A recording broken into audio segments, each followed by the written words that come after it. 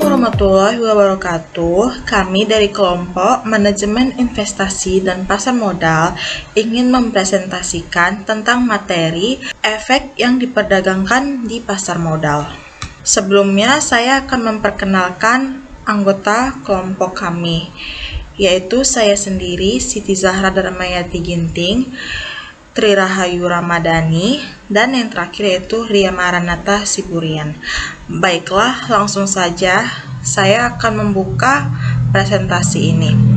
Baiklah, langsung saja kita masuk ke dalam materi. Materi yang pertama yaitu silsilah produk pasar modal. Adapun 4 produk yang terdapat pada pasar modal. Yang pertama yaitu fixed income atau pendapatan tetap yang terdiri dari obligasi korporasi, obligasi pemerintah, suku, atau EBA. Produk yang selanjutnya itu equity atau ekuitas yang terdiri dari saham, waran, dan right. Adapun pengertian dari waran adalah produk yang dapat dibeli dengan harga yang terlebih dahulu ditetapkan dan hanya dapat dijual dan belikan dalam waktu tertentu. Ketika hendak membeli produk waran, investor harus menunggu hingga waktu yang sudah ditentukan datang. Rights merupakan hak untuk melakukan pembelian saham baru yang ditawarkan atau dijual emiten dan dihadirkan dalam bentuk surat berharga dari produk right. Investor berhak untuk membeli sejumlah saham baru dengan surat berharga tersebut ketika berada dalam pasar modal. Produk yang ketiga yaitu reksadana yang terdiri dari mutual fund, ETFs, REITs atau DAIR. Reksadana ini merupakan suatu kelompok investor yang membeli produk pasar modal seperti obligasi, saham atau produk lainnya yang diperjualbelikan dari reksadana. Tidak sembarang orang yang bisa mengelola produk pasar modal ini. Lebih tepatnya adalah perusahaan investasi yang sudah profesional melakukan pengelolaan terhadap produk reksadana. Produk yang terakhir yaitu derivatif yang terdiri dari futures atau berjangka, option. Adapun yang dimaksud dengan derivatif adalah salah satu bagian dari produk di pasar modal yang berdiri sebagai efek hasil penurunan sistem efek berbeda alias underlying. Selanjutnya yaitu perbedaan saham versus obligasi. Pada perbedaan kepemilikan, saham memiliki bukti kepemilikan, sedangkan obligasi memiliki bukti pengakuan utang. Pada jangka waktu, saham tidak terbatas, sedangkan pada obligasi terbatas sampai jatuh tempo. Pada pendapatan, untuk saham, dividen dengan nilai dan frekuensi tidak tentu, sedangkan pada obligasi, tingkat bunga dengan periode ditetapkan lebih dahulu. Serta pendapatan pada saham, dividen dibayar dari keuntungan perusahaan, potensi laba saham sulit ditaksir. Sedangkan pada obligasi, untung rugi perusahaan, bunga, dan pokok tetap harus dibayar oleh perusahaan. Pada perpajakan saham, dividen dari saham merupakan bagian dari laba setelah dikenakan pajak. Dan dikenakan pajak atas dividen ketika dibagikan, pajak final 0,1% dari nilai transaksi saat penjualan. Sedangkan pada obligasi, bunga obligasi terlebih dahulu dikeluarkan sebagai biaya sebelum perhitungan pajak. Dikenakan pajak atas kupon obligasi dan atas capital gain penjualan obligasi. Selanjutnya yaitu harga. Harga pada saham lebih fluktuasi, sangat sensitif terhadap faktor mikro dan makro. Sedangkan pada obligasi, harga obligasi relatif lebih stabil, namun sangat sensitif terhadap tingkat suku bunga dan inflasi. Hak suara pada saham mempunyai hak suara pada perusahaan, sedangkan obligasi tidak mempunyai hak suara pada perusahaan. Untuk likuidasi pada saham, terjadi likuidasi maka klaim pemegang saham bersifat inferior, dan pada obligasi, pemegang obligasi memiliki hak klaim terlebih dahulu terhadap aktiva perusahaan. Obligasi dibagi menjadi beberapa bagian. Yang pertama, saya akan membahas tentang obligasi berdasarkan jenis kupon. Yang pertama yaitu fixed rate atau straight bond. Maksudnya adalah besar kupon adalah tetap atau fix sampai dengan obligasi jatuh tempo. Yang kedua yaitu floating rate. Besar kupon bervariasi secara periodik mengacu pada kondisi pasar, biasanya ditambah dengan premi. Yang ketiga yaitu zero coupon bond. Obligasi yang tidak mempunyai bunga kupon. Obligasi diterbitkan dengan diskon dan pada saat jatuh tempo dibayarkan penuh. Selanjutnya yaitu obligasi berdasarkan penerbit. Yang pertama, obligasi pemerintah atau government bond, yang mendanai proyek APBN pemerintah, membayar hutang jatuh tempo, membayar bunga hutang outstanding, diterbitkan dalam mata uang lokal dan asing highest quality, serta tercatat di bursa, diperdagangkan di bursa dan atau di luar bursa. Selanjutnya yaitu obligasi korporasi, yang mana obligasi diterbitkan oleh perusahaan swasta dalam negeri, baik dalam mata uang lokal maupun mata uang asing. Selanjutnya yaitu jenis tingkat bunga, fixed, floating atau variable, dan zero coupon. Tercatat di bursa, diperdagangkan di bursa dan atau di luar bursa. Yang ketiga yaitu foreign bonds, diterbitkan oleh badan hukum asing di pasar domestik dalam denominasi mata uang lokal. Contoh, Bank BNI yang menerbitkan obligasi di Amerika dalam mata uang dolar.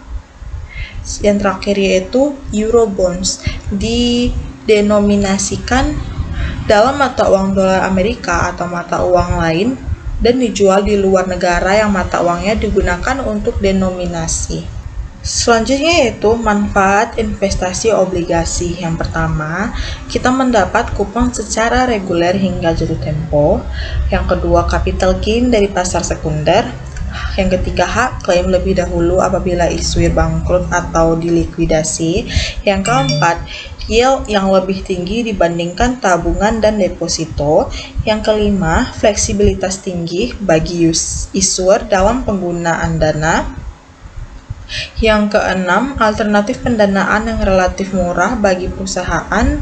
Yang ketujuh, perusahaan kepemilikan tidak mengalami perubahan. Berikut merupakan salah satu contoh simulasi investasi obligasi.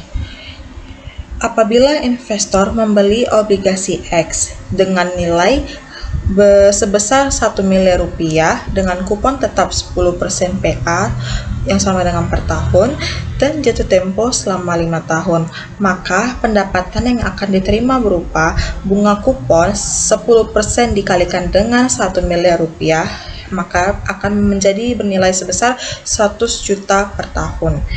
Yang kedua, diterima tiap tahun selama 5 tahun, dan pokoknya yaitu sebesar 1 miliar diterima pada tahun kelima pada saat jatuh tempo. Pada obligasi juga memiliki peringkat efek. Adapun peringkat efek obligasi merupakan indikator dari tingkat kemampuan penerbit obligasi dalam membayar kupon atau bunga dan pokok pinjaman tepat waktu.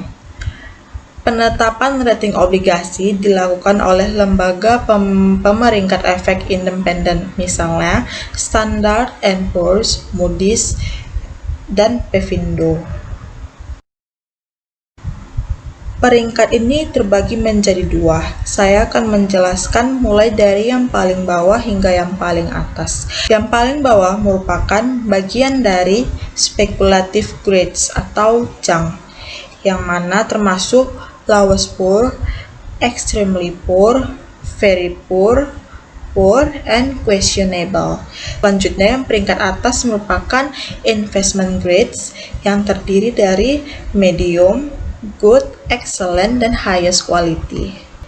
Adapun penilaian risiko terhadap industri yang terdiri dari growth and stability yang di dalamnya termasuk supply and demand, ekspor versus domestik, tahapan industri, serta jenis-jenis produk. Selanjutnya yaitu revenue and cost structure yang di dalamnya terdiri dari komposisi aliran pendapatan, tenaga kerja, bahan baku untuk pembuatan barang, serta biaya lainnya yang tidak bisa diperkirakan. Selanjutnya yaitu competition and barrier to entry yang merupakan karakteristik industri, jumlah pemain, maksudnya jumlah orang yang terlibat dalam industri tersebut serta pesaing terdekat, contohnya yaitu seperti Pepsi dengan Coca-Cola. Selanjutnya regulation and deregulation yang merupakan salah satu contohnya yaitu pembatasan jumlah pemain, kebijakan pemerintah, serta persyaratan lingkungan.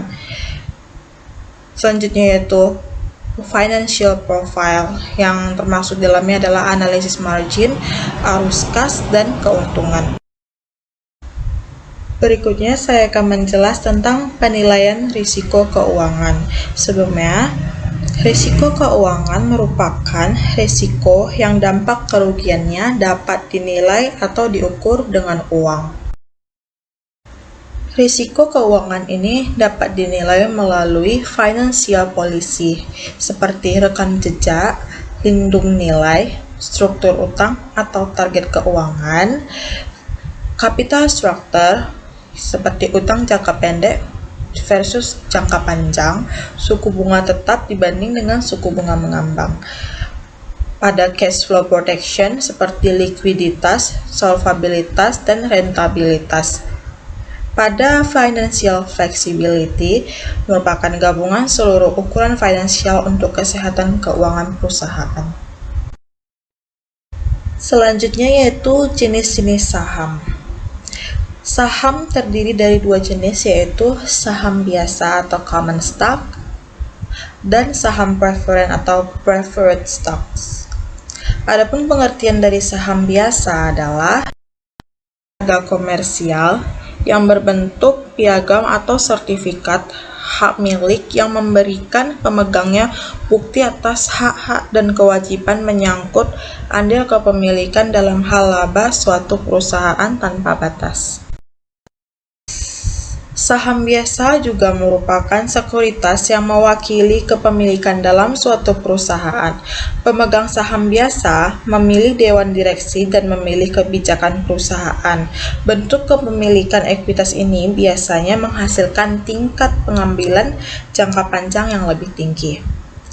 Yang termasuk dalam saham biasa yaitu hak klaim terakhir ketika likuidasi, hak suara proporsional RUPS, dividen jika memperoleh laba dan disetujui RUPS, capital gain lebih tinggi dibandingkan dengan saham preferen. Jenis saham yang selanjutnya yaitu saham preferen. Adapun pengertian dari saham preferen adalah merupakan gabungan antara obligasi dan saham biasa yang bisa menghasilkan pendapatan tetap bagi pemegangnya. Sedangkan saham biasa adalah jenis saham yang seluruhnya dapat diperjualbelikan secara umum. Yang termasuk dalam saham preferen yaitu dividen dalam jumlah tetap, hak klaim terlebih dahulu dari pemegang saham biasa, pada umumnya tidak memiliki hak suara di RUPS, namun dapat dikonversi menjadi saham preferen dapat dikonversi menjadi saham biasa. Adapun manfaat dari berinvestasi saham yaitu capital gain yang merupakan keuntungan dari kenaikan harga saham yang telah dibeli, keuntungan daripada saat kita membeli saham dan menjualnya. Manfaat berikutnya yaitu dividen yang berupa sejumlah uang atau cash dividend dan stok dividen yang merupakan sejumlah saham.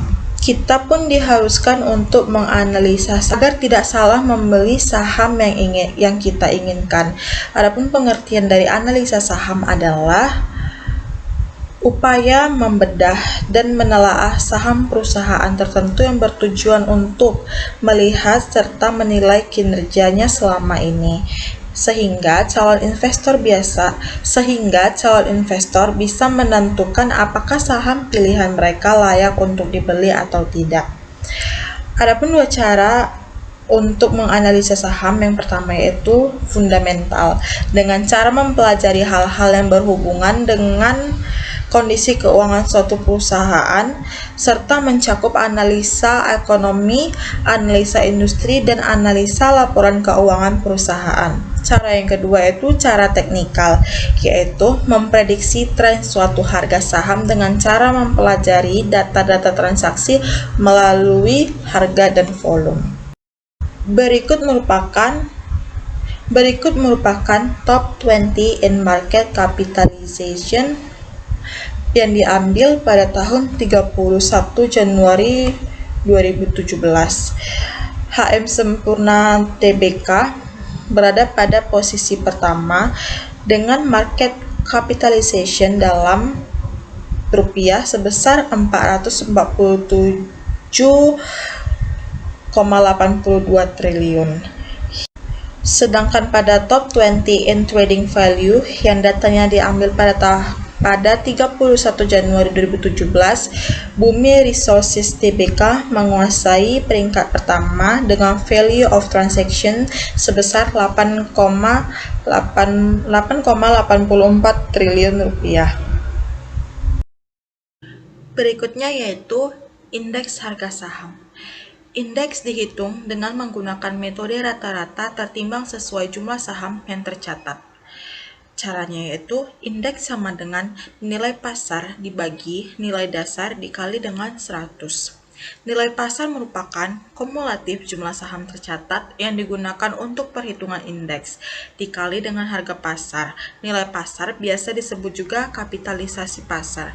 Nilai dasar adalah kumulatif jumlah saham pada hari dasar dikali dengan harga pada hari dasar. Contoh untuk hari dasar IHSG adalah tanggal 10 Agustus 1982. Baiklah, materi selanjutnya akan dilanjutkan oleh teman saya, Tri Rahayu Ramadhani. Halo, Assalamualaikum warahmatullahi wabarakatuh. Perkenalkan, saya Tri Rahayu Ramadhani dengan NIM 19030158. Saya dari perwakilan kelompok 3 dalam kelas 5 AKB 2 akan menjelaskan mengenai efek yang diperdagangkan dalam pasar modal. Mengenai silsilah, yang pertama adalah silsilah indeks di Bursa Efek Indonesia. Ada 6 bagian dalam indeks harga saham ini. Yang pertama adalah papan utama, yang kedua ada papan pengembang, yang ketiga ada unggulan, yang keempat ada tematik, yang kelima ada sektoral, dan yang keenam adalah composite. Yang pertama ada papan utama. Papan utama adalah papan yang mencatat seluruh saham yang memiliki skala yang cukup besar dan keuntungan yang cukup besar. Papan pengembang adalah emiten yang belum berhasil masuk dalam papan utama, namun dalam proses perkembangan dan belum memiliki keuntungan. Yang ketiga ada composite. Composite ini terdiri dari 2 bagian, yaitu IHSG dan IC. IHSG atau Indeks Harga Saham Gabungan adalah indeks yang tercatat dalam Bursa Efek Indonesia yang dimana terdapat pergerakan harga saham preferen dan biasa. Yang kedua ada ISI atau Indeks Saham Syariah Indonesia, yaitu indeks yang mencerminkan seluruh saham syariah yang tercatat di Bursa Efek Indonesia. Selanjutnya mengenai bagian unggulan, ada 2 bagian, yaitu LQ45 dan IDX 30.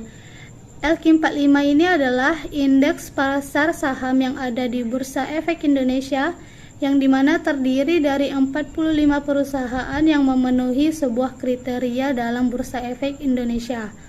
Yang kedua ada IDX 30, yaitu indeks yang mengatur kinerja harga 30 saham yang memiliki likuiditas dan kapasitas pasar besar serta didukung oleh fundamental. Selanjutnya ada tematik, contohnya seperti JII, Kompas 100, MNC 36, SM Infra 18. Yang keempat ada sektoral. Sektoral ini mengatur bagian keuangan, pertanian, pertambangan, dan lain-lainnya. Baiklah, lanjut mengenai produk investasi. Ada 4 produk investasi yang dapat kita pelajari, yaitu yang pertama fixed income, yaitu adalah pendapatan yang jumlahnya tidak dipengaruhi oleh tingkat harga yang ditetapkan dalam kontrak, peraturan, dan sebagainya. Yang kedua adalah saham. Saham adalah bukti pemilikan yang ada di dalam sebuah perusahaan, di mana kita dapat menanamkan modal kita ke dalam perusahaan tersebut. Yang ketiga ada reksadana, yaitu suatu cara atau sarana yang dimana mengumpulkan seluruh dana yang ada di masyarakat secara kolektif, dan nanti dana tersebut akan dikelola oleh manajer investasi dalam sebuah perusahaan investasi. Yang keempat adalah derivatif. Derivatif ini adalah kontrak antara dua pihak atau lebih dengan tujuan membeli dan menjual aset maupun komoditas. Baiklah, selanjutnya kita masuk kepada produk investasi reksadana konvensional. Reksadana konvensional ini terbagi menjadi 4 bagian. Yang pertama adalah reksadana saham. Reksadana saham ini risiko dan imbal hasilnya itu sangat tinggi, dan isinya 80% minimal berupa saham atau ekuitas. Yang kedua adalah reksadana saham campuran, yang dimana isinya merupakan campuran dari pasar uang, pendapatan tetap, dan juga saham. Risiko dan imbal hasilnya ini berada pada mode moderat. Yang ketiga adalah reksadana pendapatan tetap, yang dimana minimal 80% efeknya bersifat hutang, yang dimana risiko dan imbal hasilnya ini di bawah reksadana saham dan campuran. Yang keempat ada reksadana pasar uang atau yang dikenal oleh dengan nama RDPU. RDPU ini risiko dan imbal hasilnya memang rendah, dan bagiannya itu minimal 80% bersifat pasar uang seperti deposito, obligasi jangka pendek. Selanjutnya ada reksadana terstruktur. Ada 4 bagian pula, yaitu reksadana terbatas, yang dimana efeknya tidak diperdagangkan dalam bursa dan pembiayaannya khusus pada proyek dan sektor real. Yang kedua ada reksadana indeks. Reksadana indeks ini return dan saham indeksnya sama dengan acuan, dan minimal 80% isinya itu adalah ekuitas. Yang ketiga ada reksadana terproteksi, di mana minimal 80% isinya efek yang bersifat hutang dan nilai pokoknya tidak akan berkurang. Yang terakhir ada reksadana penjaminan, minimal 80% efek bersifat hutang, di mana bekerja sama dengan asuransi sebagai penjamin. Baiklah, lanjut mengenai ETF atau yang memiliki kepanjangan Exchange Trade Fund. Exchange Rate Fund atau ETF ini adalah kontrak investasi kolektif, yaitu unit penyertaannya dicatat dan diperdagangkan di bursa seperti saham. Keuntungan dari ETF ini adalah bisa dibeli dan dijual kapanpun selama perdagangan seperti layaknya saham. Yang kedua, rendah biaya dan risiko. Yang ketiga, memiliki cakupan luas, yang dimana satu ETF ini memiliki berbagai efek secara sekaligus. Yang keempat, transparan. Maksudnya di sini adalah informasi mengenai ETF dan sahamnya dapat diakses kapanpun dan dimanapun. Baiklah, selanjutnya saya akan menjelaskan mengenai ETF versus saham dan reksadana. Adapun perbedaan dari tiga produk ini, yang dimana kalau saham perdagangannya itu melalui bursa efek, sedangkan reksadana saham ini perdagangannya itu dilakukan oleh manajer investasi, dan ETF juga sama dengan saham, yaitu perdagangannya dilakukan di bursa efek. Agen penjualnya saham adalah anggota bursa, di mana reksadana saham agen penjualnya manajer investasi, sedangkan ETF ini anggota dan agen penjualnya itu adalah dealer partisipan. Jika saham minimum pembeliannya itu adalah satu lot, di mana satu lot itu 100 lembar, berbeda dengan reksadana saham, pembeliannya itu berupa 1 unit. Sedangkan ETF ini pembeliannya itu jika di pasar primer berupa creation unit, di mana 1000 lot sama dengan 100.000 unit, dan jika di pasar sekunder 1 lot sama dengan 100 unit. Harga dalam saham berupa real time, sedangkan di reksadana saham ada di hari akhir, dan di ETF juga bersifat real time. Underlyingnya adalah namun di reksadana saham underlyingnya berupa saham, dan jika di ETF ada underlyingnya bersifat underlying index. Baiklah, lanjut mengenai jenis-jenis ETF. ETF ini berdasarkan underlying asset, ada beberapa bagian, yaitu equity ETF, yang dimana ETF di sini berbasis saham. Yang kedua, bond ETF yang berbasis obligasi, dan yang ketiga adalah gold ETF atau ETF berbasis emas. Yang kedua adalah berdasarkan manajemen. Ada active ETF, passive ETF, dan synthetic ETF. Berdasarkan underlyingnya ada Islamic ETF, sector based ETF, dan market cap ETF, yaitu berbasis saham yang ukuran kapitalisasinya besar dan sama.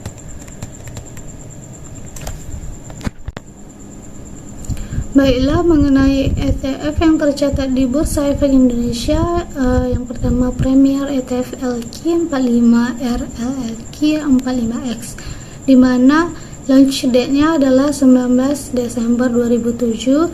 ABF Indonesia Bonds Index Fund atau RIPFII, launch date-nya di 19 Desember 2007, sama dengan ETF LQ 45 tadi. Sedangkan yang selanjutnya ada Premier ETF IDX 30 XIIT, launch date-nya 30 Oktober 2012. Yang keempat ada Premier ETF Syariah GII atau CG, launch date-nya terjadi pada 30 April 2013. Yang selanjutnya ada Premier ETF Indonesia Customer, launch date-nya terjadi pada 30 April 2013, dan Premier ETF SM Infra 18 CSIS launch date-nya 6 Maret 2014. Premier ETF Sri Kehati XISR, launch date-nya 26 September 2014. Premier ETF Indonesia Financial atau XIIF, launch date pada 19 November 2014. Premier ETF Indonesia Star-Owned Companies, yaitu launch date-nya tanggal 1 Oktober 2015, dan Financial Exchange Liquidity ETF atau XPLQ, launch date-nya terjadi pada 15 Agustus 2016, dan terakhir ada Premier ETF Indonesia Sovereign Bonds XISB, launch date-nya ada pada 2 Februari 2017.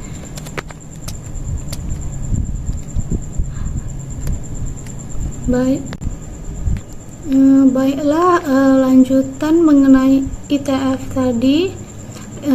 Ada penjelasan mengenai ETF tercatat di bursa lain, di mana alurnya broker nantinya akan memberikan cash atau tunai kepada market maker.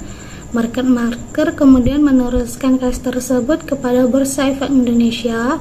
Nantinya setelah itu Bursa Efek Indonesia akan mengeluarkan saham dan diberikan kepada market maker. Market maker nantinya memberikan saham tersebut kepada manajer investasi, dan nanti manajer investasi akan mengeluarkan unit ETF kepada market maker. Dan tahap terakhirnya market maker akan memberikan unit kepada broker tadi. Dengan alur yang berbeda juga. Yang pertama, broker akan memberikan unit kepada market maker.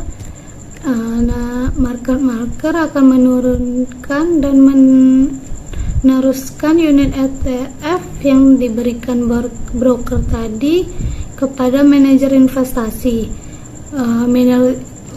Manajer investasi akan meneruskan dan mengeluarkan saham kepada market maker, dan nanti diteruskan pada Bursa Efek Indonesia. Bursa Efek Indonesia akan memberikan cash kepada market maker, dan market maker akan meneruskan cash tersebut kepada broker. Baiklah, sekian penjelasan saya. Terima kasih dan mohon maaf bila ada kesalahan. Saya Ria Maranata Siburian akan melanjutkan penjelasan dari teman saya Tri Rahayu Ramadhani.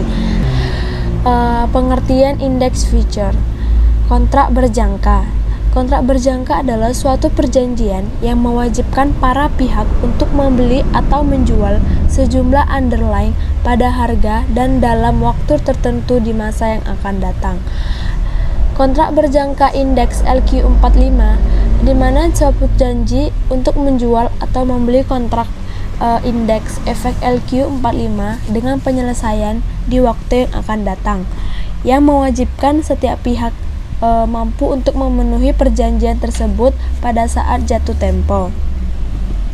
Adapun manfaat investasi indeks future, yang pertama sebagai sarana lindung nilai atau hedging.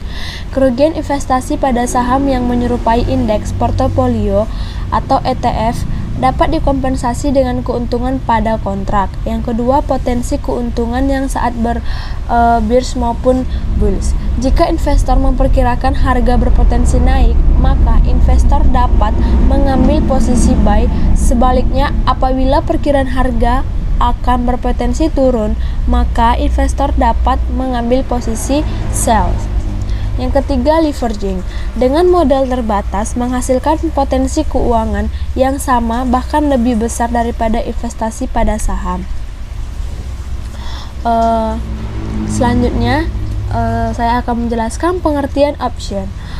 Opsi saham ini di mana hak yang dimiliki oleh pihak untuk membeli atau call option dan menjual atau put option kepada pihak lain atas sejumlah saham underlying pada harga pelaksanaan atau strike price dan dalam waktu tertentu, di mana dapat memberikan hak atau bukan kewajiban. Yang kedua, untuk membeli atau menjual. Yang ketiga, sejumlah saham underlying. Yang keempat, pada harga tertentu atau strike price. Yang kelima, dalam waktu tertentu sebelum jatuh tempo. Jenis-jenis option. Call option ini sebuah kontrak yang memberikan hak kepada pembeli tetapi bukan kewajiban untuk membeli underlying aset atau saham pada harga tertentu atau pada waktu tertentu. Yang kedua, put option, sebuah kontrak yang memberikan hak kepada pembeli tetapi bukan wajib untuk menjual underlying aset atau saham pada harga tertentu pada atau sebelum waktu tertentu. Jenis-jenis option tadi sudah ada saya jelaskan, ada buy call, sell call, IDX single, stock option, buy put atau sell put.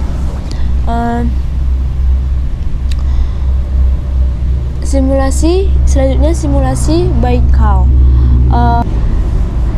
Dan selanjutnya saya menjelaskan pasar modal syariah. Pasar modal syariah ini adanya ketentuan syariah.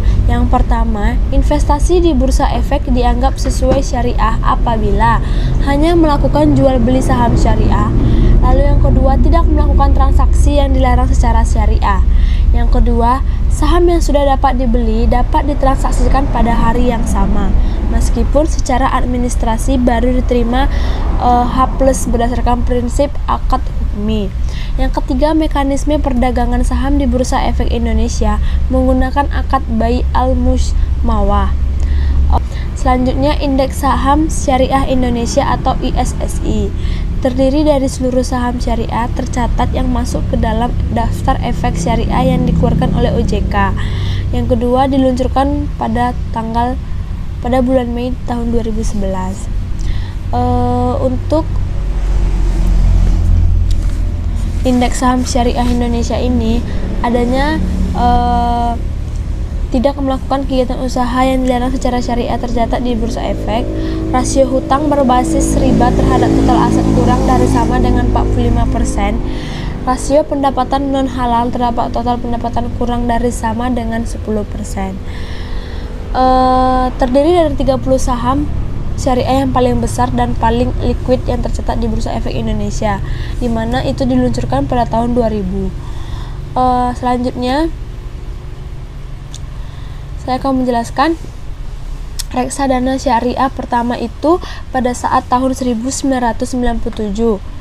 Lalu Jakarta Islamic Index itu pada tahun 2000, Sukuk Mudaharabah pertama pada tahun 2002, Sujuk Ijrah pertama pada tahun 2004. 2007, 2008, 2011, 2013 itu menjadi awal setelah adanya tahun-tahun sebelumnya. Daftar Efek Syariah atau DES, Undang-Undang Nomor 19 tahun 2008 tentang SBSN, di mana yang pertama itu ada Fatwa DSN MUI nomor 80. Yang kedua, Indeks Saham Syariah Indonesia. Yang ketiga, Syariah Online Trading System. Mungkin teman-teman yang kami jelaskan ini udah cukup lebih dari penjelasan yang kami jelaskan. Semoga teman-teman yang mendengarkan menjadi ilmu yang bermanfaat bagi teman-teman semua. Terima kasih.